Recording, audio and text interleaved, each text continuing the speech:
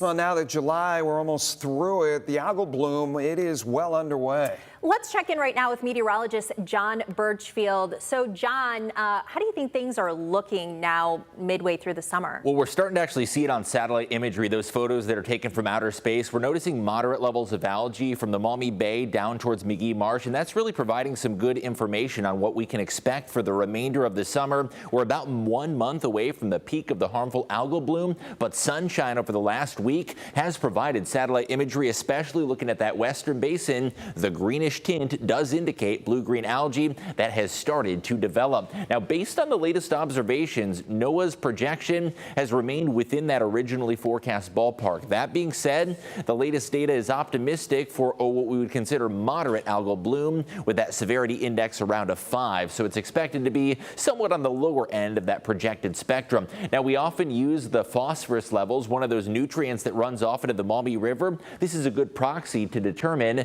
just how severe the algal bloom will be. Right now, the phosphorus level is measured at 301 metric tons, and that is very similar to the last couple of years. So based on the phosphorus level, we can infer that, hey, it might be pretty similar to what we experienced just a year ago. Last summer's severity index was a 5.3, and the year prior was a 6.8. And based on the latest phosphorus levels, it's reasonable to assume that we're going to end up in a similar territory to what we did a year ago. Now, the red line shows you the phosphorus levels this year. The blue line at the bottom is the lowest. The green is the highest that it's been, and we fall somewhat right in the middle of that spectrum, which leads us to believe this is going to be a moderate algal bloom, but we are still about 1 month away, and the weather conditions such as wind, precipitation, and temperature will play a role in how the rest of this algae season unfolds.